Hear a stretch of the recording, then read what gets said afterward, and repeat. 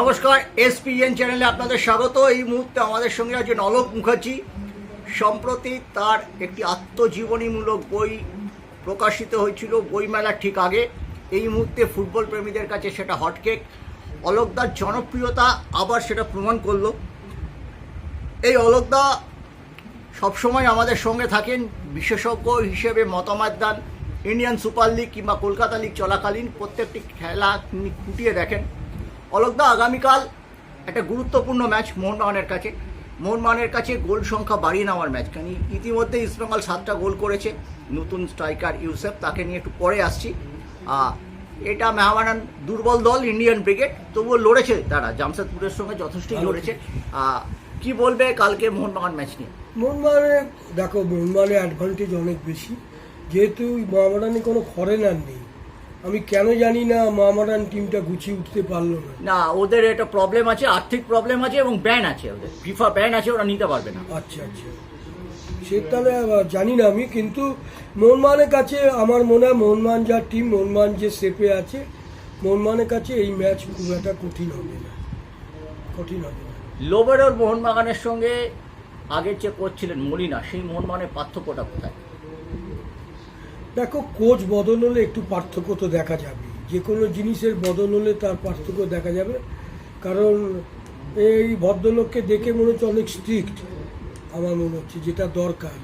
Good relation between player and coach, keep distance between player and coach, সেটা maintain করে চলে। আমার মনে হচ্ছে কোচ ধরো প্লেয়ার মেড বাই কোচ। একটা ভালো প্লেয়ার যদি থাকে, তাকে কোচ ভালো, টিম ভালো আছে। এবং তবু আমি বলবো এবছর কিন্তু মোহনবাগান ইস্টবেঙ্গলের লড়াই আছে। ইস্টবেঙ্গল টিম কিন্তু যথেষ্ট ভালো। যদি কেভিন চলে আসে, যদি চলে আসে স্টপারে, আমি বলবো অনেক দিন বাদে, আমি সবাইকে সামনে রেখেই বলছি, অনেক দিন বাদে স্টপার থেকে এরকম ভালো পাস করতে খুব দুটো আনোয়ার এবং কেভিনকে দেখেছি। এবং সবচেয়ে বড় জিনিস যে হাফ লাইনে মিগুয়েল বলে ছেলেটি অসাধারণ খেলছে। এবং এবং ফরওয়ার্ড লাইনও already it has been prove যে প্রথম ম্যাচে এসেই গোল করে দিয়েছে 10 দিন খেলার পর।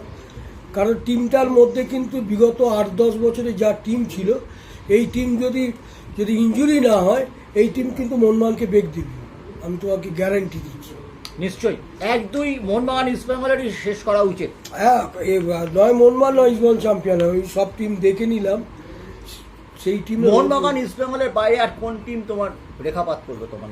এখন যা খেলা দেখেছি, এখনো দেখতে হবে। তোমার জামশেদপুরও খারাপ খেলছে না, কারণ আজকে ইস্টবেঙ্গলের একটা কঠিন ম্যাচ আছে।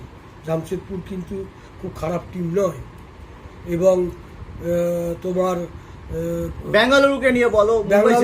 আমার তোমার গোয়ার টিমটাও ভালো আছে, এফসি গোয়ার টিমে একটি স্ট্রাইকার আছে এবং একটি সামনের দিকে নেই অলরেডি।